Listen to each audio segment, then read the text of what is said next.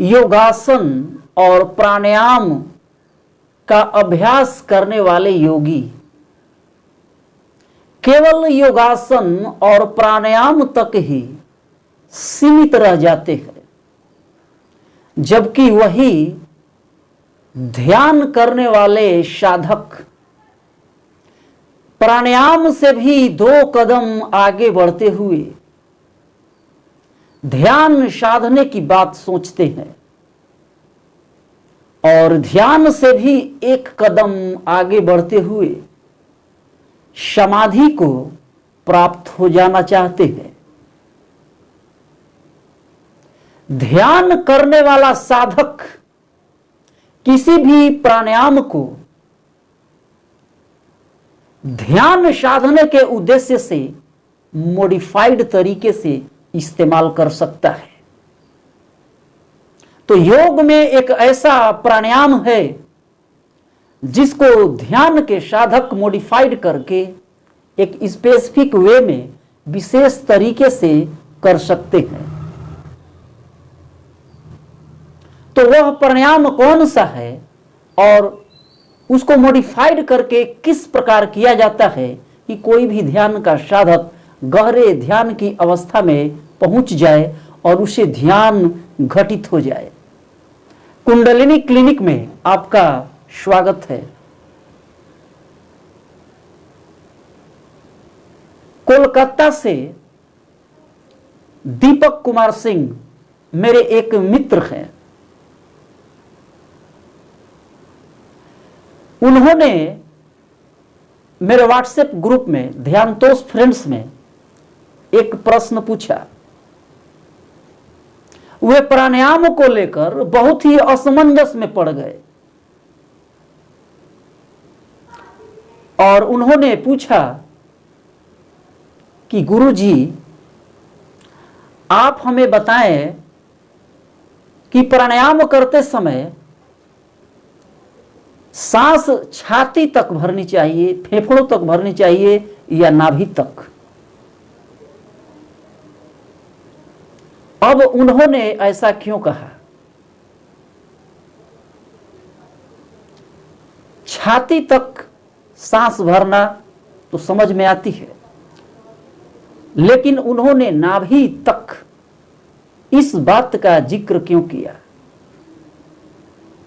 क्योंकि वे ध्यान के साधक हैं और उन्हें पता है कि प्राणायाम को और भी मॉडिफाइड तरीके से इस्तेमाल किया जा सकता है और प्राणायाम में श्वास केवल फेफड़ों तक ही नहीं, नाभि तक भी लिया जा सकता है।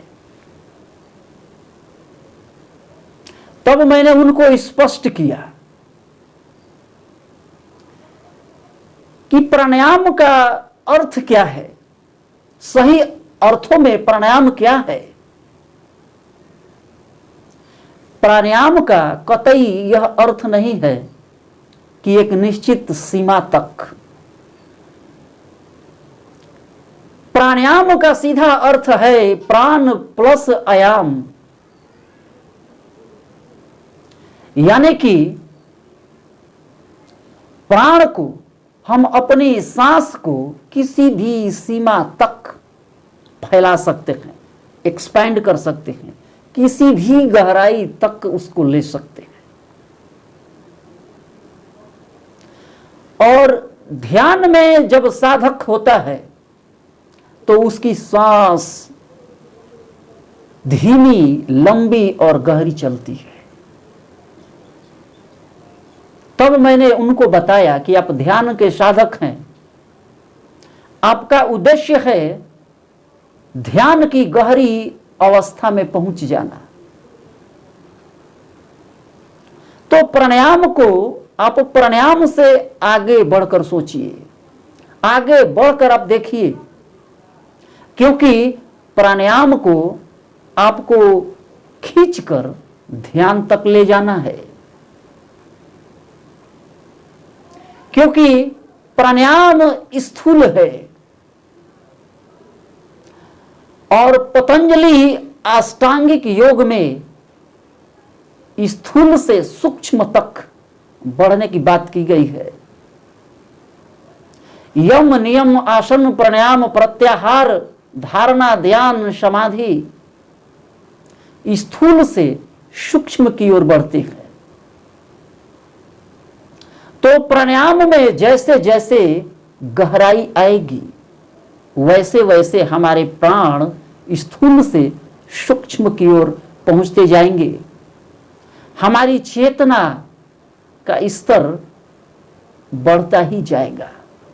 प्राणायाम अपनी सांसों पर केंद्रित होने के लिए योगाभ्यास की एक क्रिया है और योग में सांसों का संबंध हमारे प्राण से है और प्राणायाम हमारी प्राण शक्ति और जीवन ऊर्जा को ऊंचा उठाने के लिए एक साधन है।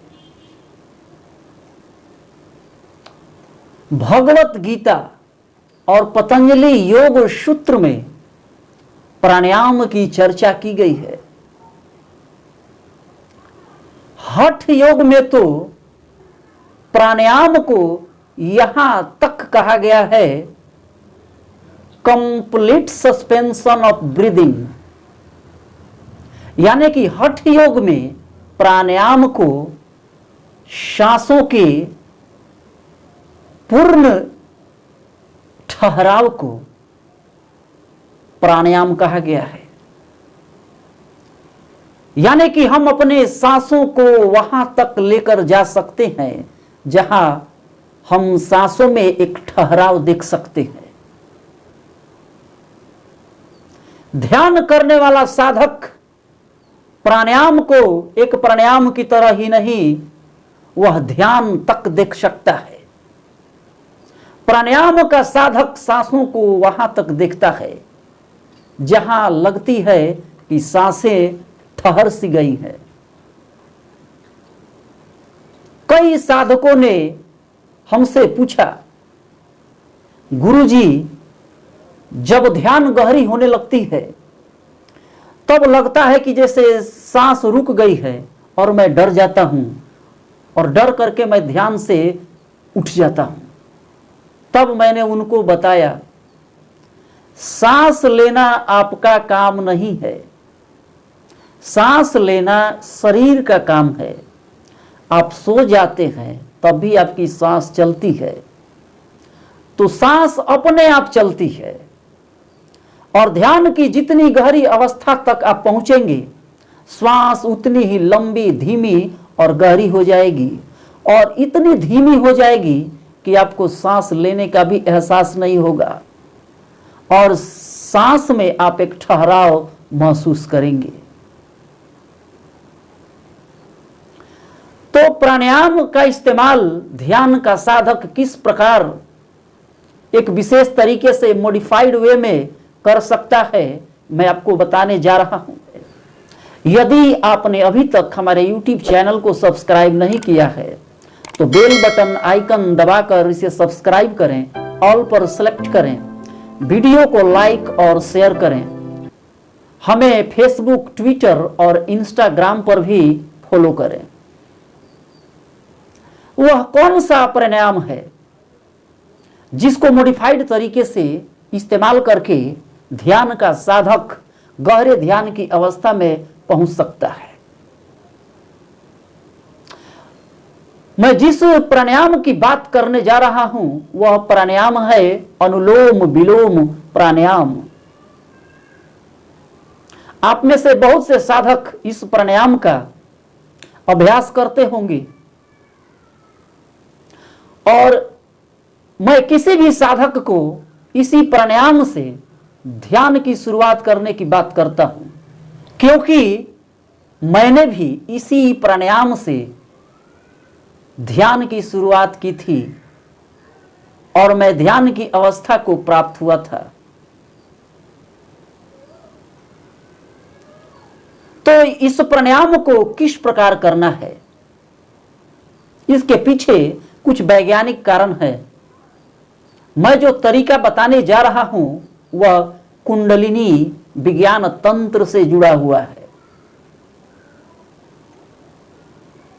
यह जो प्राणायाम का विशेष तरीका है आज्ञा चक्र से जुड़ा हुआ है, सुषुम्ना नाड़ी से जुड़ा हुआ है। इस प्राणायाम को नाड़ी शोधन प्राणायाम भी कहते हैं। हमारे शरीर में 72,000 नाड़ियां हैं और उसमें से भी 3 नाड़ियां बहुत ही महत्वपूर्ण है। ईड़ा, पिंगला और सुषुम्ना नाड़ी बहुत ही महत्वपूर्ण है। अनुलोम विलोम प्राणायाम का अभ्यास करने से ईड़ा और पिंगला ये दोनों नाड़ियां संतुलित हो जाती हैं।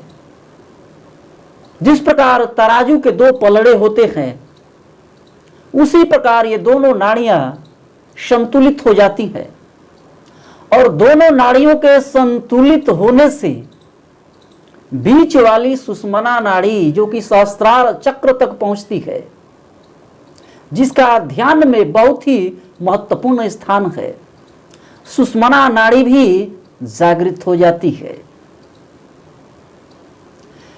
हम डायरेक्ट ध्यान नहीं कर सकते हैं। ध्यान तो एक घटना है, ध्यान घटित होता है। तो जब हम प्राणायाम करते हैं तो ध्यान करने जैसी अवस्था बन जाती है। ध्यान बहुत ही सूक्ष्म है और हम स्थूल से सूक्ष्म की ओर जैसे जैसे बढ़ते हैं तो सूक्ष्मता का स्तर जैसे जैसे बढ़ता है, चेतना का स्तर जैसे जैसे बढ़ता है, एक दिन हमें ध्यान भी घटित हो जाता है। तो इस प्राणायाम को करने से एक साथ ईड़ा, पिंगला, सुषुम्ना, आज्ञा चक्र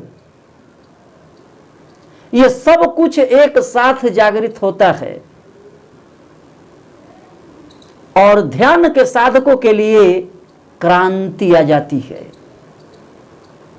उन्हें ऐसे सुखद एहसास होने लगते हैं कि ध्यान में वे आगे बढ़ते चले जाते हैं। ध्यान घटित होने पर शरीर में जो ध्यान की ऊर्जा बढ़ती है, वाइब्रेशनल एनर्जी बढ़ती है, वो इन्हीं 72,000 नाड़ियों से होकर के हमारे पूरे शरीर में बहने लगती है। तो जब तक नाड़ियों में ब्लॉकेज होगा तब तक ध्यान घटित नहीं होगा और जैसे ही नाड़ियों का शोधन हो जाएगा तो नाड़ियों में यह प्राण ऊर्जा, वाइब्रेशनल एनर्जी बहनी शुरू हो जाएगी और ध्यान की अवस्था भी घटित होनी शुरू हो जाएगी।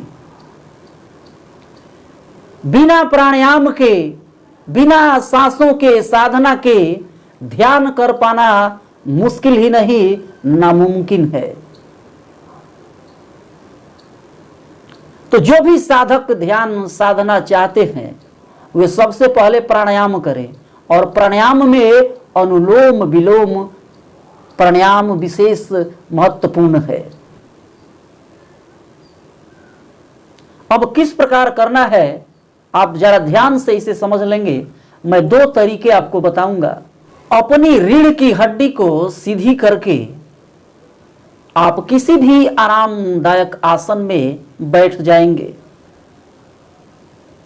और उसके बाद अपने दोनों हाथों में वायु मुद्रा लगाएंगे। अंगूठे की बगल वाली अंगुली को अंगूठे की जड़ में लगाते हुए अंगूठे से हल्का सा दबाए रखेंगे।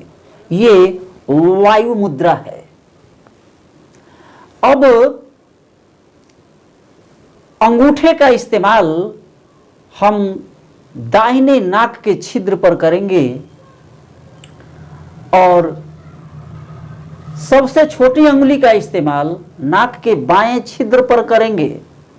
जिस प्रकार अनुलोम विलोम प्राणायाम किया जाता है उसी प्रकार करेंगे, लेकिन अपनी सांसों को लंबी, धीमी और गहरी ले जाएंगे।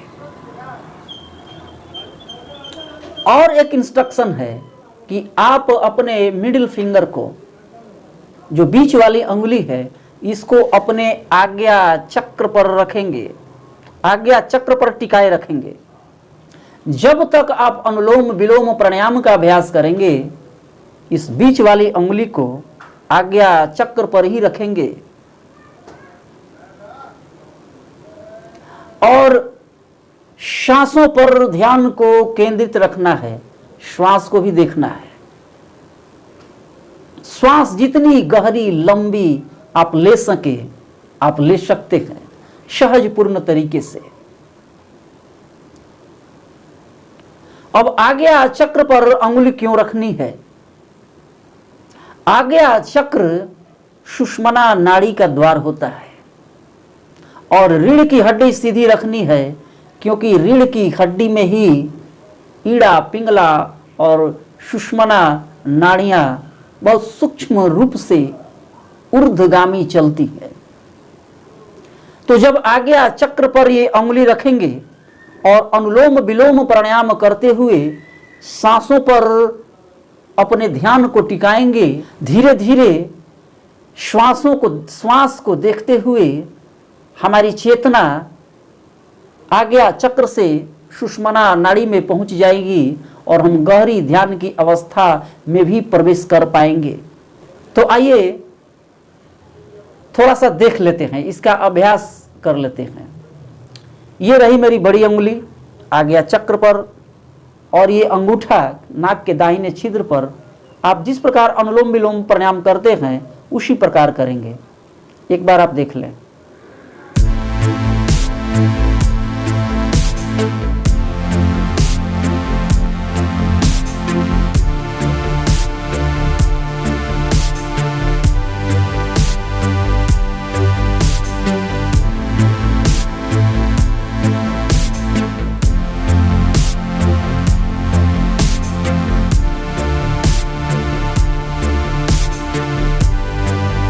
तो इस प्रकार आप आज्ञा चक्र पर अंगुली को लगातार 10-15 मिनट तक रखेंगे और प्राणायाम करते रहेंगे।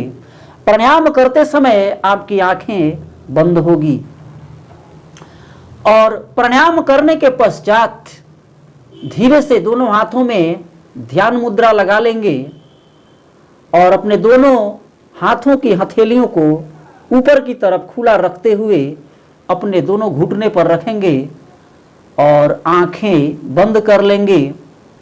और जितनी देर तक आप ध्यान की अवस्था में बैठते हैं उसी प्रकार पूर्ववत आप ध्यान में बैठे रहेंगे और आप देखेंगे कि किस प्रकार आपको गहरा ध्यान घटित होना शुरू हो गया है। कुछ ही दिनों के पश्चात आप ध्यान की अवस्था में एक गहरा अनुभव प्राप्त करेंगे। दूसरी विधि क्या है? दूसरी विधि जो मैं आपको बताने जा रहा हूं वो ध्यान मुद्रा से जुड़ी है। दोनों हाथों में आप ध्यान मुद्रा लगाएंगे, रीढ़ की हड्डी बिल्कुल सीधी रखेंगे और बाएं हाथ को बाएं पैर के घुटनों पर खुले हथेलियों से इस प्रकार रखेंगे, हथेलियां ऊपर की तरफ खुली हुई, और दाहिने हाथ में यह जो ध्यान मुद्रा लगी है इसका इस्तेमाल हम अपने नाक के दाहिने छिद्र पर करेंगे इस प्रकार, और सबसे छोटी अंगुली का इस्तेमाल नाक के बाएं छिद्र पर करेंगे। जिस प्रकार आप अनुलोम विलोम प्राणायाम करते हैं ठीक उसी प्रकार 10-15 मिनट तक आप इसका अभ्यास करेंगे, लेकिन अंगुलियों से यह ध्यान मुद्रा छूटनी नहीं चाहिए। लगातार इसी मुद्रा में प्राणायाम करना है और आंखें बंद करके करना है। और जब प्राणायाम समाप्त हो जाए तो धीरे से हाथ को घुटनों पर हथेलियों को खुले रखते हुए छोड़ देना है और आंखें बंद रखते हुए ध्यान की अवस्था में अपने आप को छोड़ देना है। और देखेंगे आप कि आपकी श्वास गहरी, लंबी और धीमी चल रही है और बहुत ही सहज और सरल तरीके से आप ध्यान की अवस्था में पहुंच चुके। क्योंकि यह जो ध्यान मुद्रा है ध्यान में चेतना के स्तर को बढ़ाता है, और चेतना का स्तर जैसे जैसे बढ़ता है आप ध्यान की परम अवस्था में पहुंचने लगते हैं। तो आइए एक बार इसका अभ्यास करके देखते हैं। ये जो ध्यान मुद्रा है, दाहिने नाक के छिद्र पर इस प्रकार आप रखेंगे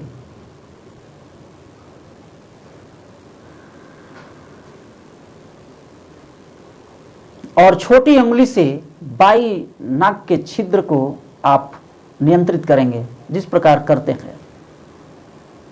आइए देखते हैं।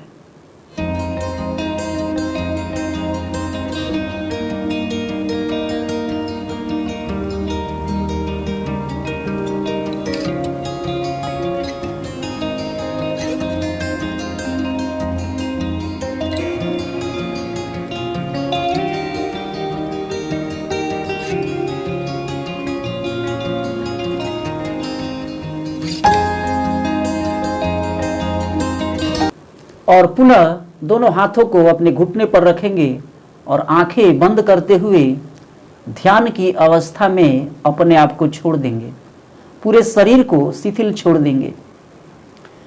ये दोनों ही प्राणायाम करने का तरीका अपने आप में अनूठा है। पहला जो तरीका है उसी तरीका से मेरा आज्ञा चक्र जागृत हुआ था, और दूसरा यह जो तरीका है मैं इसलिए बता रहा हूं क्योंकि जब मैं ध्यान में होता हूं तो अंगूठे और इस उंगली के बीच बहुत ही जबरदस्त वाइब्रेशन और सेंसेशन होता है, और यहाँ से पूरा वाइब्रेशन पूरे हाथों में फैल जाता है और हाथों में भी गुदगुदी होने लगती है ध्यान की अवस्था जब गहरी होती है। तो ये दोनों ही प्राणायाम करने के नायाब तरीके हैं, एक स्पेसिफिक टेक्निक है। आप इनका इस्तेमाल करके देखें, और जिस प्रकार ध्यान में सांस धीमी, लंबी और गहरी चलती है, उसी प्रकार इस प्राणायाम के अभ्यास करने से आपकी सांस नियंत्रित हो जाएगी, आपकी सांसें सध जाएगी, सांसों में एक उचित ठहराव होगा, सांसों में बहुत गहराई तक खिंचाव होगा, और सांसों में बहुत ही आगे तक सांसों का फैलाव होगा। बहुत देर तक, बहुत दूरी तक आप श्वास को बाहर छोड़ पाएंगे। यानी कि सांसों की तीनों अवस्था, सांस अंदर लेना, सांस बाहर छोड़ना और सांसों में ठहराव का अनुभव करना, जो कि ये ध्यान में होता है, इस प्राणायाम का अभ्यास करने से आपको होना शुरू हो जाएगा। और ध्यान करने के लिए आपका शरीर और मन बिल्कुल स्थिर हो जाएगा और आप गहरे ध्यान की अवस्था में पहुंच पाएंगे। तो यह ध्यान की गहरी अवस्था तक पहुंचने का प्राणायाम का एक प्रयोग है, और इस प्रयोग से आप प्राणायाम से ध्यान की ओर पहुंच सकते हैं। अपनी सांसों को प्राणायाम से ध्यान तक खींचकर ले जा सकते हैं। तो आप इस प्रकार से अनुलोम विलोम प्राणायाम का अभ्यास करें, और आपको कोई अनूठा अनुभव हो, ध्यान की गहरी अवस्था घटित हो, तो आप कमेंट करें। आपके मैं सभी प्रश्नों का यथासंभव उत्तर देने का प्रयास करूंगा। आपका परम मित्र संतोष सक्सेना।